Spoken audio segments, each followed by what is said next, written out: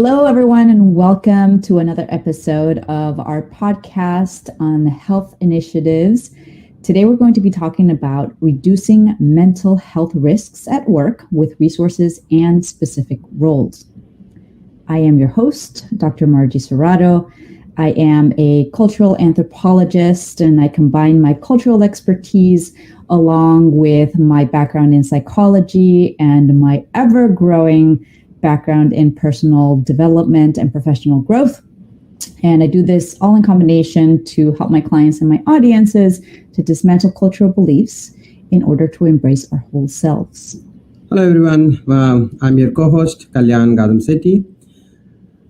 I have a background in sciences, and I'm fascinated by philosophy and life in general. I have expertise in well-being of overall well-being, and I focus primarily on the physical, mental, and spiritual aspects of human well-being. Thank you. Great. So before we get started, make sure to find us on social media, connect with us, follow us, and let us know what part of today's topic resonated with you. Today's topic is reducing mental health risks at work with resources and specific roles.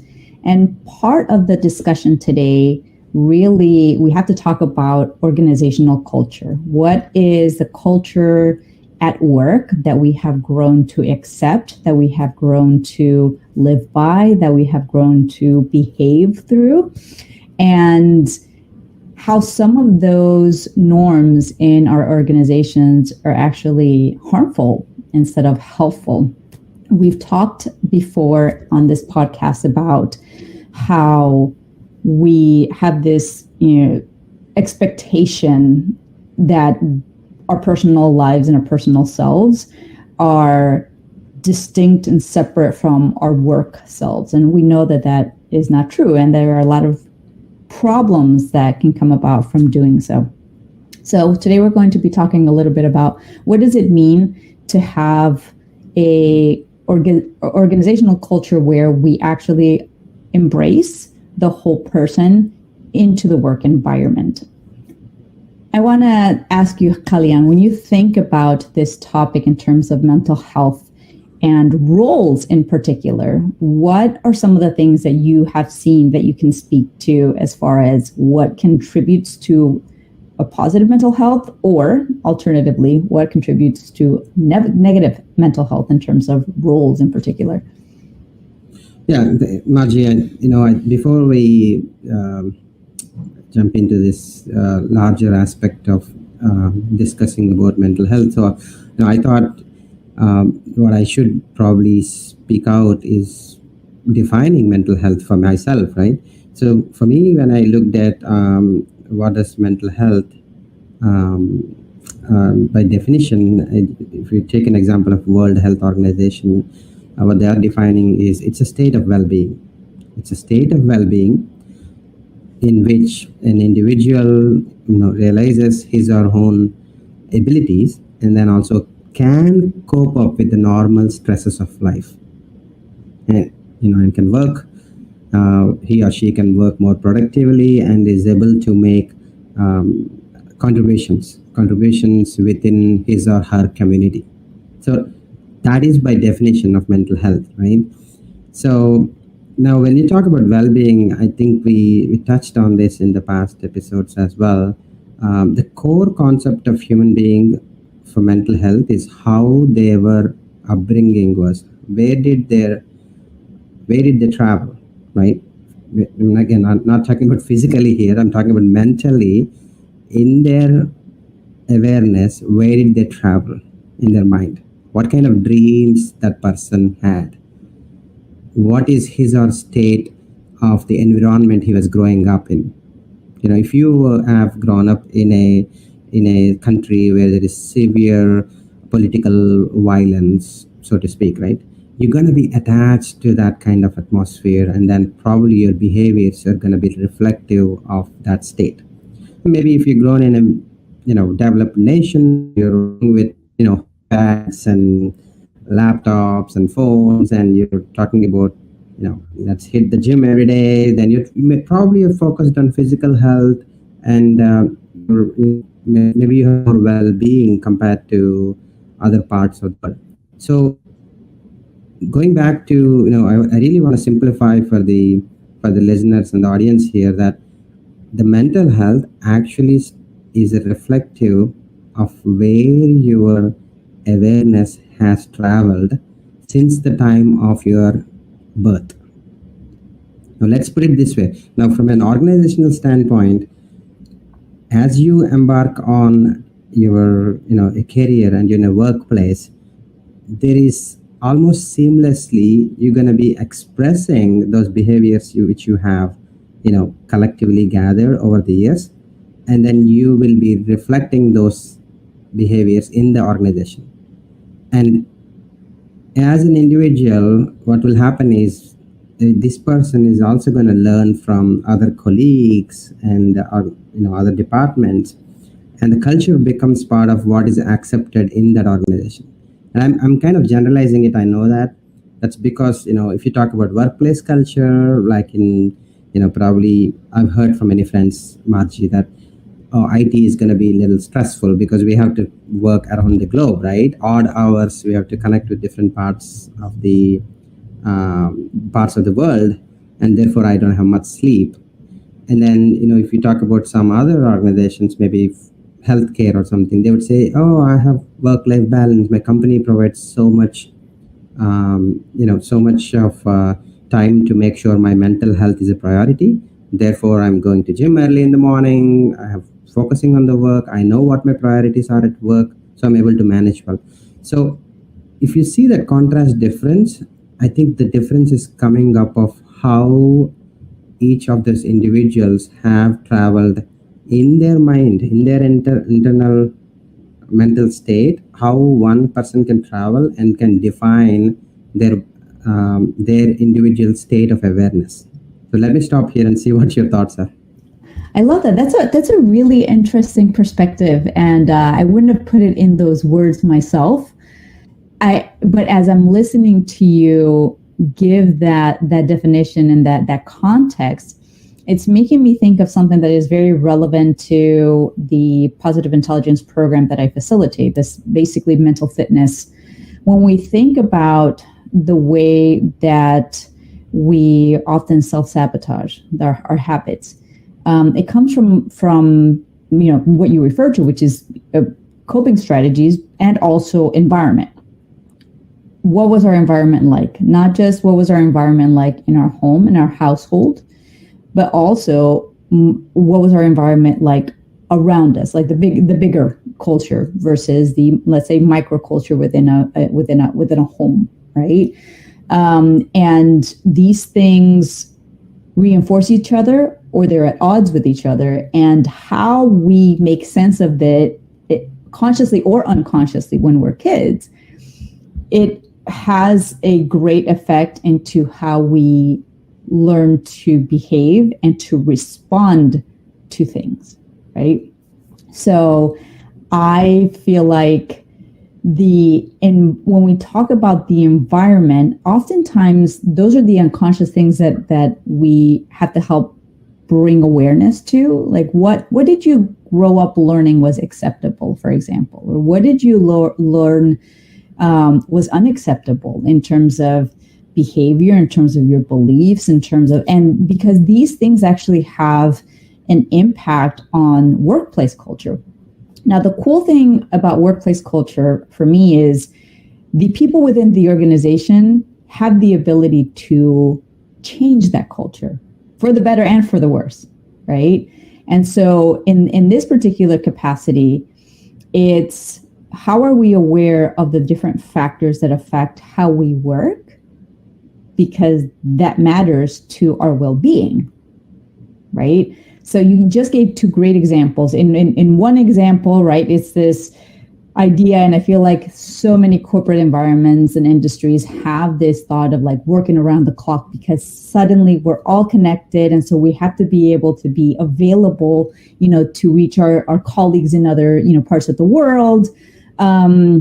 And there's this constant pressure and belief that we have to always be on, always be available. And it's part of the reason why we don't get good sleep, right? We can't fully rest because we're on, it's kind of a little bit like having kids. When you first have a baby, it's like your instinct is, are they breathing? Are they not breathing? Did they move too much? Like, and so when your mind cannot fully sink into a place of peace, you might be sleeping, but you're not getting good quality sleep. And then on the other hand, you have this other beautiful example of, I work in this environment where the employers recognize that work-life balance is an important contribution to our mental wellness. And the thing is, we often end up overlooking in companies, overlooking the importance of mental health and wellness as a nice to have, as a luxury. And it's actually a necessity, because if you are not well as a whole person, you're only bringing a tiny fraction of your potential into the workplace, right? There's all this other stuff that's looming. And even if you are at your job, physically there, you might be mentally absent and emotionally absent from that environment. And these things matter for how we work, how we relate to the other people that we work with, as well as for innovation, creative thinking, problem solving. And it's important to have the discussions around how do we contribute or not to the overall wellness of the person, because at the end of the day, the person is the one that's working here, right? And the person as a whole is who is contributing to the welfare of the company and the group and the culture. So I think those are the lovely points that you brought up. When I was thinking about this topic, and I mentioned to you earlier that one of the things that showed up for me was my dissertation research is really interesting, because when I did my doctoral research, which was on soldiers who had deployed to Afghanistan and Iraq post 9/11 and had been in ground combat. So I interviewed women as well as men.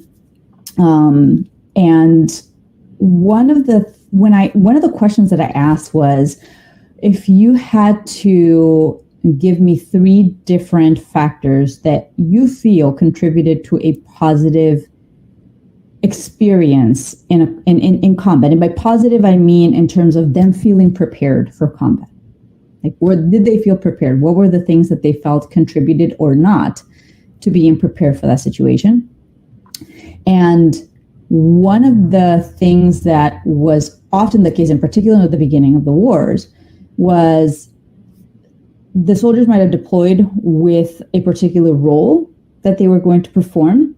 And then they would get there and the roles were entirely different, completely unexpected, unanticipated, unprepared for, and untrained for, right? And so how this is actually this was one of the factors that became a very big challenge for soldiers to feel like they were able to adapt to an obviously very stressful and traumatic situation. But the ones that felt like they had been trained for the role that they did and that they were supported for the role that they did, those were the soldiers who felt like, I did the best that I could in that situation, and I feel good about my contributions, and I feel good about, mentally, I feel good about how that played out. Versus those who did not feel that way, they had a whole lot harder time to adapt to the combat environment, as well as to adapt back into civilian life. So I feel like, obviously that is an extreme case because it's combat, right? But at the same time, when we expect people to have certain roles and responsibilities in their job, and those responsibilities change which oftentimes they get added more responsibilities and more things and more tasks, and your job description ends up, expanding, except, the time doesn't. Your paycheck might not either. Your position doesn't change either. Like, those are things that can contribute to an increased stress in the workplace. And so as I've been kind of thinking about this, oftentimes when we look at job descriptions, even, right, they're very generic. And sure, they're generic because they're trying to catch people who have a variety of skills and experience. But the way that person, in particular, an individual, does the work is going to be completely different. And they might have skill sets once they start working that are, more suited to other things that are available. So how does the employer work through that? It feels like it's an important part of, like, being, having specific roles, and I'm curious to see what you think about that. Yeah, I think that's something we all witness from many of our colleagues and friends who are working in different industries, that the fact that they're so comfortable in one role, and then an opportunity shows up, or maybe an organizational change happens, and then you're asked to work in a different function, and then all of your comfort is kind of questioned right at that point. So I think one of the factors is leaders try to understand that there is going to be disruption in the business cycle. I mean, we have talked about how COVID has affected the supply chain globally around, right? So things like that, business continuity can profoundly change the way a company looks into their future in terms of the competitors they have, the employees they are going to hire, where are they coming from, and there is a lot of talk about the next generation of people, right? Because there is a lot of people who have retired as well. Now, as an employee turns out to be working in a different organization, the question one should ask is, and is that something from a career development point of view? Is that something uplifting for me, right? Is it working towards the larger common cause of the company? I'll give an example. If you are working for the patients, the medicines you are bringing hope to the patients, should not matter if you're working in supply chain, if you're working in maybe regulatory, if you're working in quality. It should not really matter. I know it may sound like a little bit discomfort or not comfortable for many people, but at the end of the day, if you are given those opportunities to face that uncertainty, those uncertainties, those challenges are going to make you a better leader, to be able to understand from different organizational point of view. I mean, pretty often we see somebody coming from manufacturing background, and then they turn out to be a sales, and then they become a CEO of the company, because they have seen the groundwork, right? They have seen the hard work which goes into that. So being open, right? Open mindset, being open to those challenges. You still have a job, but opportunities come, and having that growth mindset will enable you to go forward and move forward. Now, another point you mentioned, Margie, is that the overall well-being, right? And I want to plant this idea in the listeners. And the idea being that, how are you as an individual managing your overall well-being as an individual, not as a family, not as an organization, not as community, but yourself, how you're managing it, right? So, and I've said that in the previous podcast as well. If you enjoy the life, if you're joyful of the aspect of life itself and how profound the life itself, then every aspect, every day turns out to be so beautiful for you. Everything is an opportunity for you and opens up your mind. And every challenge which comes in, you kind of embrace the challenge and being open to the challenge. Now, how can we be all open to that kind of open mindset? By law of practice, right? The more you practice every day, saying that, okay, tomorrow I'm going to have these many projects or meetings lined up in my company, I'm better prepared for those meetings. I know what exactly I'm going to talk. And then you close the day. You have a better sleep. And the next morning, whatever happens, you're facing those meetings and having those conversations, right? And then one can actually shorten the time. Like you can not even plan tomorrow. You can actually plan next hour what is going to happen, right? And then you come back and then slowly, eventually after a few months, you're going to practice like what happens after 15 minutes. Am I still stayed in the well-being? Is my mindset positive? How is my feeling towards the environment, right? I'm watching this mic, I'm watching this room, I'm in this camera, but how is my state of feeling? Do I have a state of flow, right? So that is an observation. So when I said I'm planting the seed or an idea in the listener's mind, I'm talking about observation of where your awareness is going. So if you have that observation, 90% there's high chance that whatever you are creating is going to happen for you, right? Because that's what you are going with your awareness in your mind, and physically you're traveling there. So environmental factors can happen. Somebody is going to disrupt. There's going to be a car. You don't get a parking spot, and that's fine. But most of the day is going to exactly happen how you want it to be happen. And that's what I'm saying about law of practice. Plan the next day, plan the next week, bring it forward to an hourly planning, bring it forward to 15-minute planning, and then now bring it forward to moment by moment planning. Like you live in the moment and you observe exactly how you want to speak to, and you'll be very confident that way. Yeah. So let me stop here and see what your thoughts are. No, I keep smiling because this is bringing a point that I feel like before you get to a point of being practiced with mindfulness and with, paying attention to your mental wellness and to your emotional wellness and to your overall wellness, right? I feel like a lot of us start off with a resistance to hearing these things sometimes and going, blah, like that sounds like, and even in the mindfulness industry, they say like, oh, this is very woo-woo. And it's because it's easy to dismiss if you don't understand.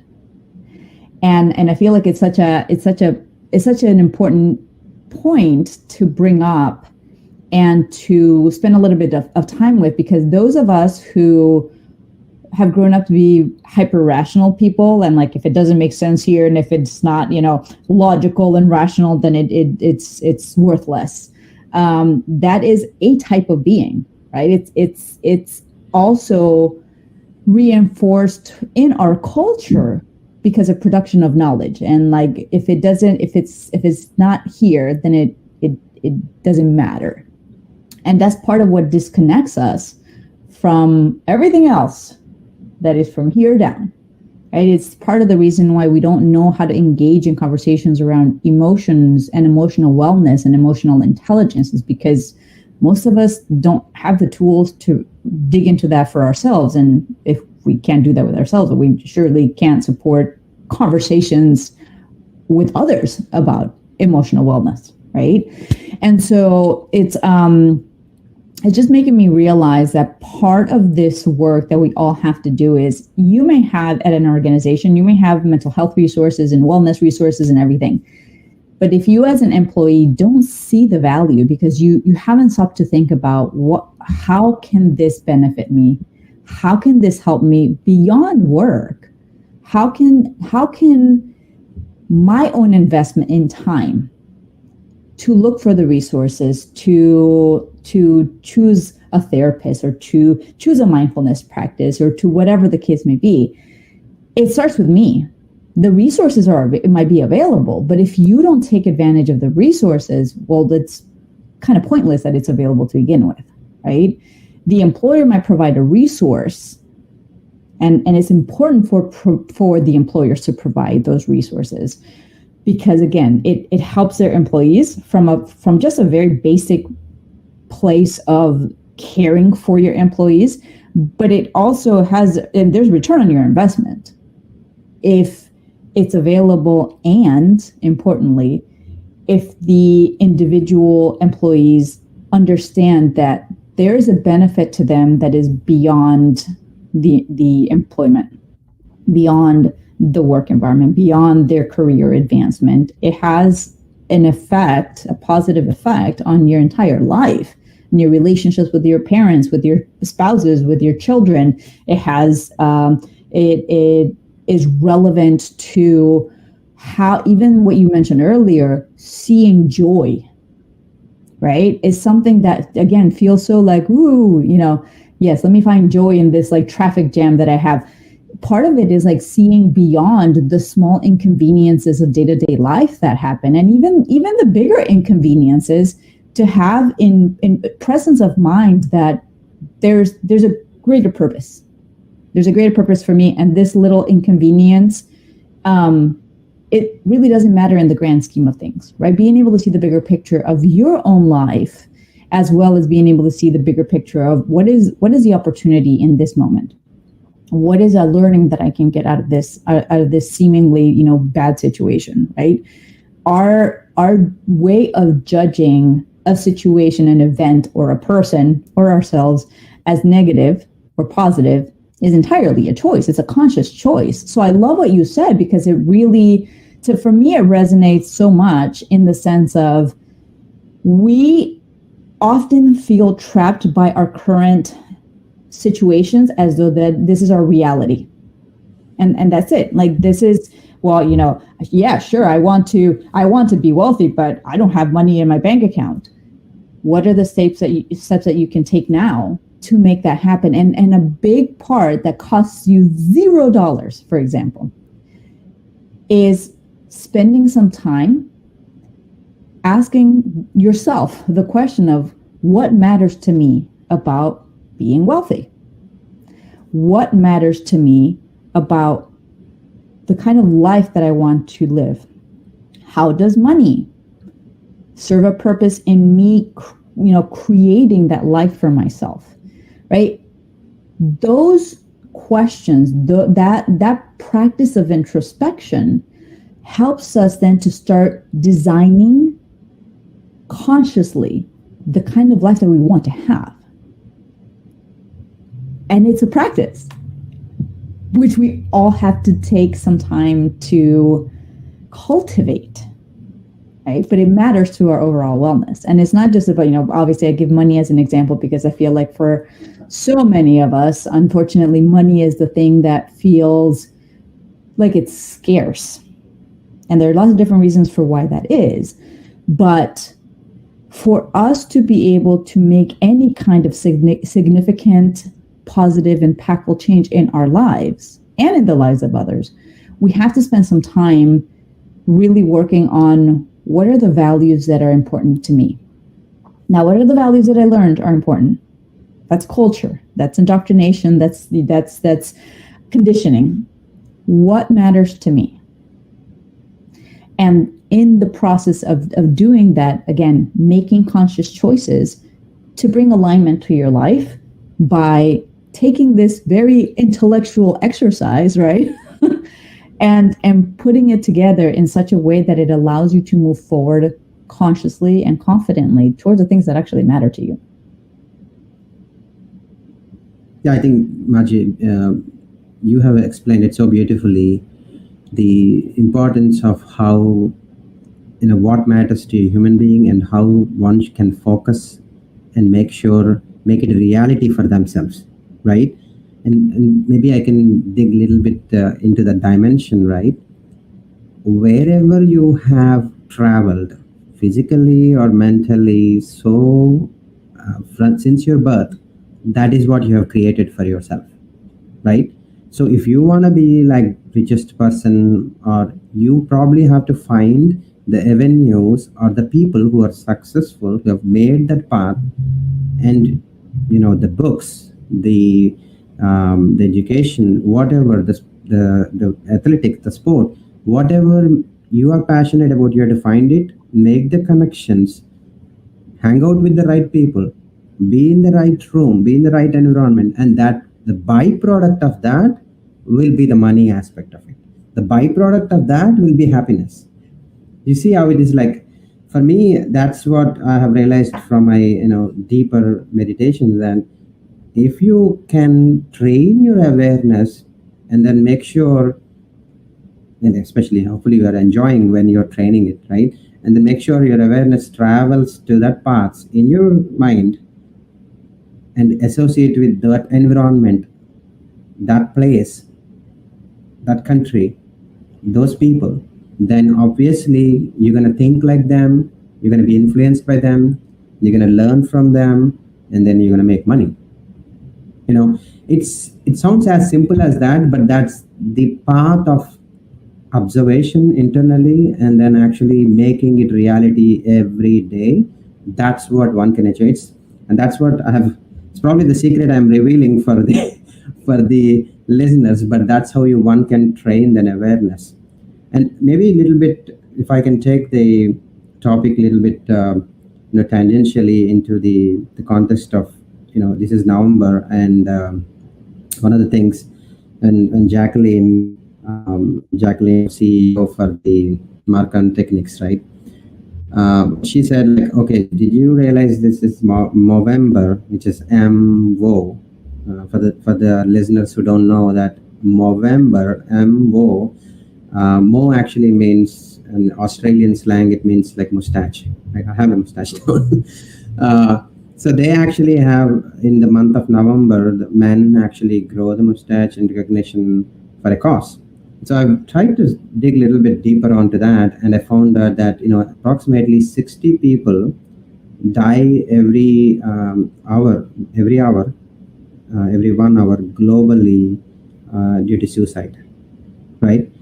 And I when I saw that news, I'm like 60 people dying every 1 hour globally due to suicide. That's a very sad situation, right? A very unfortunate situation, and this is because the mental health, exactly what we are talking about. It's the society influence that person, that human being, he or she falling for the environment situations, right? And then thinking that something happened internally, and therefore they had to give up their life. So it's the habitual patterns of a human being because of lack of observation of that particular thoughts which are being generated. These are just thoughts. You can generate any thought you want. It could be the best thought you want, or it could be the worst thought which can demean you as a human being. But that doesn't mean it's you. That's the beauty of the thought. It does not mean it's you. So you could think like, I'm the celebrity, I'm the richest person on the earth, or I'm the I'm the a person who don't have any money, I'm a beggar on the street. It does not matter. It's the thought. But the question is, with that thought, what action you're taking? Now, unfortunately, for the people who have gone through a situation of suicide, and this is according to the World Health Organization, right? So those people need help, right? And help meaning understanding how well-being of a person works, not education, not the math and science and these aspects, but they actually need how a mindset should be, how a mind works, how beautiful a mind is capable of producing thoughts, 60,000 thoughts per day. 60,000 thoughts per day. What are you doing with all the thoughts, right? So you could have a thought of a comedy show thoughts, or you could have a horror show in your brain. Now, don't just carried away by those thoughts thinking that's you. That's the part people need to observe, right? I mean, it's just like a movie. If you go to a movie and you watch a comedy show and you enjoy, sometimes, I mean, people enjoy horror movies too, right? But it's a movie at the end. So the thoughts playing at the end, don't just get attached to them and think that that's me, that's my identity. We talked about identity in the last episode. That's what happening in their subconscious mind, which they strongly feel connected to, and then they defend themselves because somebody maybe judges them, says competitively, you haven't scored with other kids, you haven't scored that much of grades, right? And therefore that kid goes for a suicide, and we have seen that happening in the news. So I think that the training has to come from from the homes, from the society, that it is totally okay. You are beautiful now. You are complete human being now. You don't have to get somewhere, make some money, or be a celebrity or anything to become, that person. You're already beautiful. You're already complete. There's nowhere else to go. So that kind of liberation has to happen in the beginning of everybody's career and life. And then now they become a musician, they become a movie director, they become a player, an athlete, a soldier. That's fine. But that foundation of well-being, of how a mindset works, that is important uh, uh, for everybody, in my view. You touched on something important that kind of resonated for me, which was when in coaching, one of the things that we often bring up to clients is a reminder. We all need this reminder. Thoughts create feelings. Feelings lead to actions. And it's a circle, right? As you do the action, it reinforces the thought, which reinforces the feeling, which reinforces and it's this never-ending loop. The more that you reinforce it with thoughts, and so we often end up thinking that it's the situation that causes a reaction. No, actually, it's an unconscious reaction that is produced, but you have the ability to consciously change your thoughts and your feelings. Right? By changing your thoughts, you're changing the programming that is running there, over and over unconsciously, right? And so, we often talk about the human brain being like, the supercomputer, all right? And it is. It's just a supercomputer that has been programmed completely like out of your field of awareness for so long. And part of this is you can change your programming, but you have to quite literally, like a programmer would, and line by line, what is this programming on this? What is this?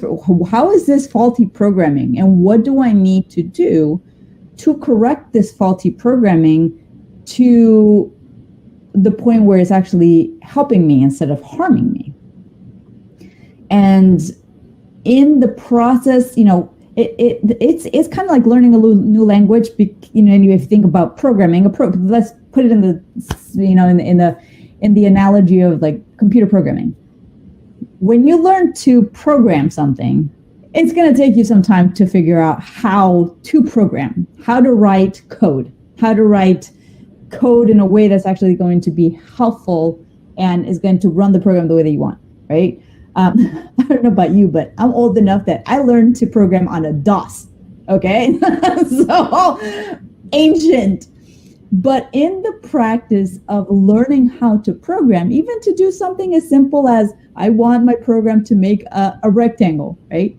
Line by line, that coding requires for you to actually know how to word things, right? How to write that directive and think through what is the action that I actually want to come of these series of directions, right? And so in the process of doing that, one of the things that ends up happening when you start practicing changing your thoughts is sometimes you might not be paying attention. You're trying to change the thought because you recognize, okay, well, if I can do that, that's cool. I can work on that.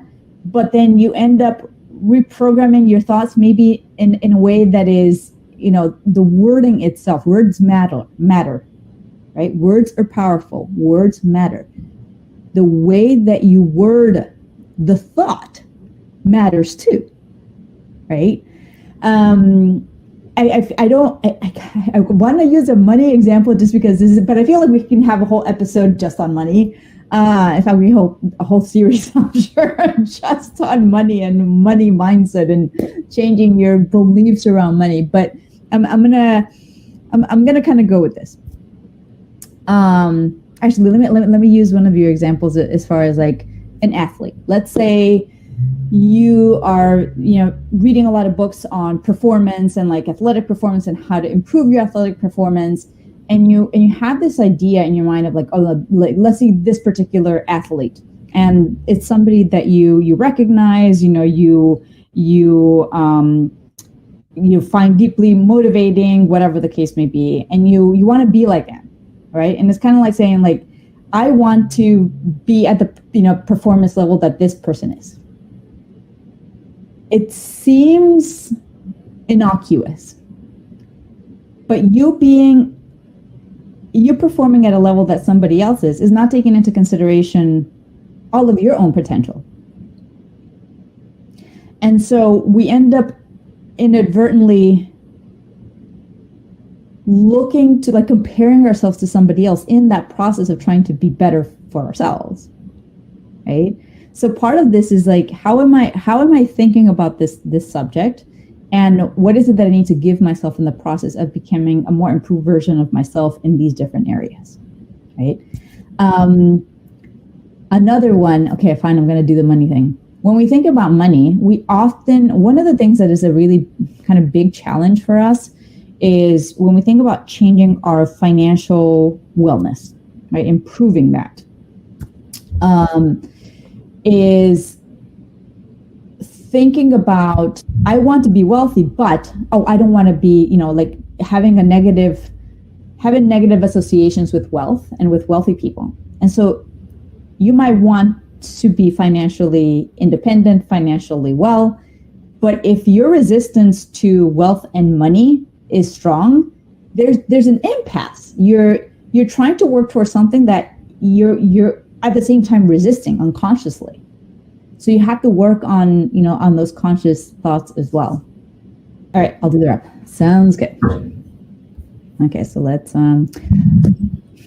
so we've talked about a lot of different topics here in terms of roles and expectations, but also having mental health resources and what we can do for ourselves as individuals as well, to be able to improve our mental health, reduce mental health risks. And there's so many different ways that we can go about this. And I feel like it's important to recognize that a lot of what is possible has to start with conversations, with our employers, has to start with conversations with ourselves, as far as what do I need to be well? What kind of resources are available or not? And this matters because we have to be present to what the needs are of the employees, as well as as employees, be able to actually take advantage of the things that are already available for us to be well. And there's so many different things that we can talk about with this topic, but I hope that you took something away from today's talk. Please, again, follow us on social media. Let us know what resonated with you. Let us know what you would like for us to talk a little bit more about, and we'll make sure to bring it up in one of our future discussions. Thank you for joining our biweekly podcast, and we hope that you enjoyed and that you join again every Wednesday at 1 p.m.